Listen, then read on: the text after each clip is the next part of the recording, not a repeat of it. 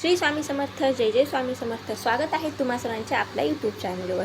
तर 31 मे रोजी आलेली आहे अधिक मासातील पौर्णिमा. ही पौर्णिमा अत्यंत खास आहे आणि अतिशय दुर्मिळ योगावर आलेली असल्या कारणाने या दिवशी केलेले छोटे छोटे उपाय आपल्या आयुष्यामध्ये असलेल्या आर्थिक प्रश्न सोडवण्यासाठी, तसेच आपल्या आयुष्यात असलेली पैशाची कमतरता भरून काढण्यासाठी आणि घरामध्ये सुख समृद्धी धनधान्य भरभरून आणण्यासाठी खूप उपयुक्त ठरणार आहेत. आता या आजकालच्या आयुष्यामध्ये किंवा मग काही जे नोकरी करणाऱ्या स्त्रिया असतात, लोक असतात, त्यांच्यासाठी जास्त उपाय करणे किंवा जास्त मोठ्या मोठ्या पूजा करणे शक्य होत नाही. तर त्यांच्यासाठी खास या 2 गोष्टी आहेत, ज्या की प्रत्येक स्त्रीने, प्रत्येक पुरुषांनी नक्कीच करून पाहाव्यात, जेणेकरून की त्यांच्या आयुष्यात सुख समृद्धी आनंद भरभरून येईल. माता लक्ष्मी आणि भगवान विष्णूंची कृपा ही अखंड टिकून राहील. त्यामुळे तुम्ही या 2 छोट्या गोष्टी नक्कीच करू शकता. तर या व्हिडिओमध्ये मी तुम्हाला त्या गोष्टी सांगणार आहे, ज्या की तुम्ही नक्कीच या अधिक पौर्णिमेला करू शकता.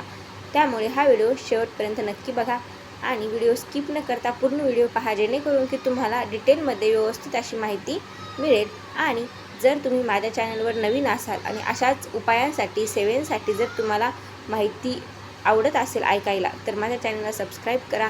व्हिडिओ आवडला तर व्हिडिओला लाईक करा आणि हा व्हिडिओ शेवटपर्यंत नक्की बघा. तर सर्वात प्रथम गोष्ट म्हणजे आपल्याला अधिक पौर्णिमेच्या दिवशी सकाळी लवकर उठून स्नान करायचे आहे. त्यानंतर पिवळे वस्त्र धारण करायचे आहे.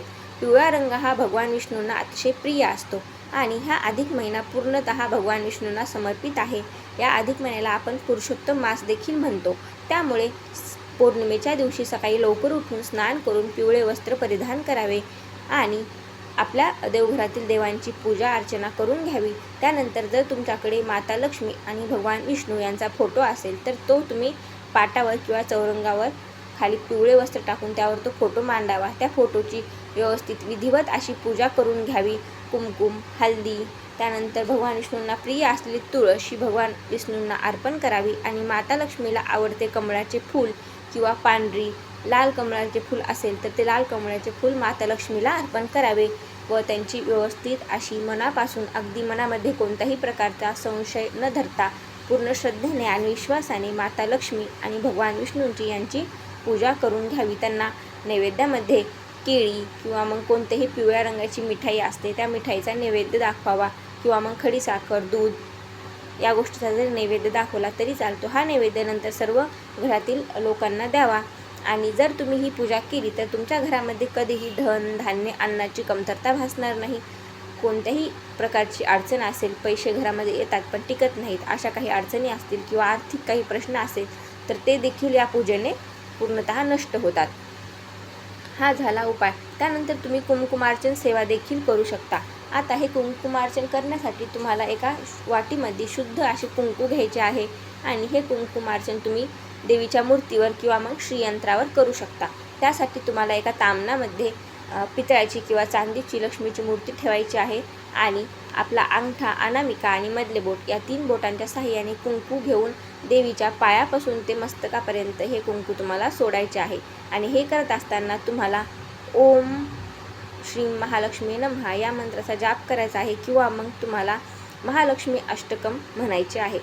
पूर्ण पूजा होईपर्यंत महालक्ष्मी अष्टकम किंवा ओम श्री महालक्ष्मी नमः या मंत्राचा जाप तुम्ही केला तर अतिशय उत्तम. आणि कुंकुमार्चन झाल्याच्या नंतर हे कुंकू तुम्हाला एका डबीमध्ये भरून ठेवायचे आहे. जेव्हा किंवा तुम्ही बाहेर काही कामासाठी जाता तेव्हा या कुंकाचा टिळा कपाळावर लावून बाहेर जायचे आहे. असे केल्याने तुमच्या आयुष्यामध्ये असलेले जे काही आर्थिक प्रश्न आहेत ते पूर्णतः नष्ट होतात. घरामध्ये सकारात्मक ऊर्जा वाढीस लागते आणि कधीही तुम्हाला तुमच्या घरामध्ये धनधान्याची, अन्नाची आणि पैशाची कमतरताही भासणार नाही. त्यामुळे तुम्ही हे उपाय नक्कीच करून पहा. आता दुसरा उपाय म्हणजे हा उपाय तुम्हाला संध्याकाळी किंवा रात्री करायचा आहे. आता हा उपाय करण्यासाठी तुम्हाला चंद्रदेवतेला अर्घ्य द्यायचे आहे.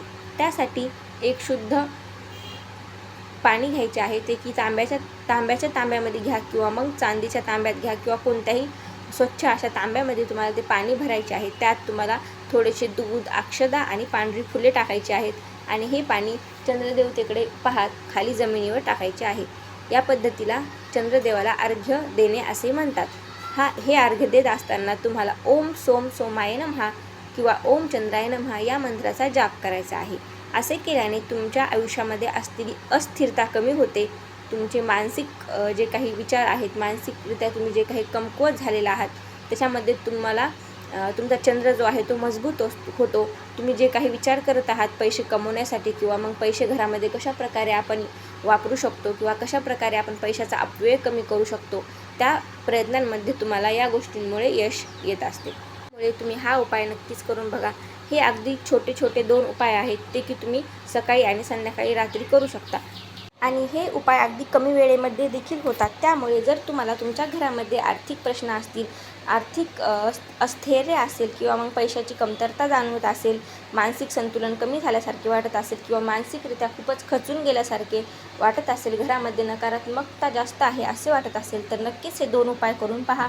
तसेच संध्याकाळच्या वेळी तुपाचा दिवा हा तुळशीसमोर लावावा, कारण तुळशी माता ही भगवान विष्णूंची अतिशय प्रिय मानली जाते. त्यामुळे जर तुम्ही एक शुद्ध तुपाचा दिवा तुळशी मातेसमोर लावला पौर्णिमेच्या दिवशी, तर घरातील नकारात्मकता ही कायमची दूर होऊन सकारात्मक गोष्टी घडायला सुरुवात होतील. आशा करते की तुम्हाला या व्हिडिओमध्ये सांगितलेली माहिती आवडली असेल. जर तुम्हाला या व्हिडिओमध्ये सांगितलेली माहिती आवडली असेल तर कमेंटमध्ये ओम नमो भगवते वासुदेवाय लिहायला विसरू नका. तसेच हा व्हिडिओ शेवटपर्यंत पाहिल्याबद्दल तुम्हा सर्वांचे आभार. पुन्हा भेटू अशाच एका माहितीपूर्ण व्हिडिओमध्ये. तोपर्यंत तुम्हा सर्वांना श्री स्वामी समर्थ. जय जय स्वामी समर्थ.